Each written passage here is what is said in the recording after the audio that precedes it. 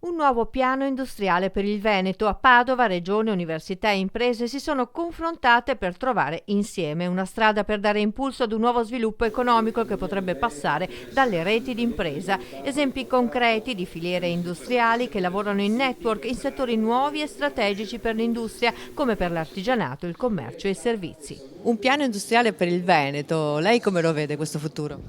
Assolutamente positivo, io sono ottimista e lo sono ancora più oggi, visto che qui oggi in questa splendida cornice che è il Bo, l'università forse più prestigiosa che abbiamo in Italia, noi abbiamo cercato di capire che cosa fare per il futuro del Veneto e lo facciamo attraverso la fusione di intenti fra il mondo universitario, il mondo dell'impresa e dell'economia e il mondo delle istituzioni, regione, università e impresa assieme per ricercare e innovare e quindi poter essere competitivi nel mondo. Qual è la direzione di marcia? Domanda fondamentale. La direzione di marcia è una visione chiara sulle strategie intelligenti che la Regione si è data, quindi le 4 aree che riguardano l'agri-food, lo smart agri-food, il manufacturing, quindi il manufatturiero veneto con le innovazioni che le nuove tecnologie porteranno al suo interno, l'area delle industrie creative, quindi della moda, abbiamo sentito diversi settori che poi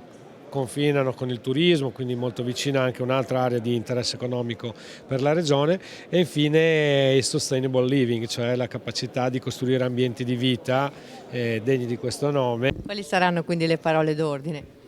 Ma innanzitutto ridurre il più possibile la distanza fra mondo della ricerca e mondo dell'impresa, uno, e due, non confondere, come purtroppo abbiamo fatto in questi ultimi anni, l'obiettivo con il mezzo. Ci siamo preoccupati troppo spesso di spiegare che le aziende venete non potevano essere competitive nel futuro perché troppo piccole e quindi bisognava avere aziende più grandi, cambiare il sistema. In realtà l'obiettivo è la competitività, non la dimensione aziendale, quello è uno strumento. Dai distretti alle reti?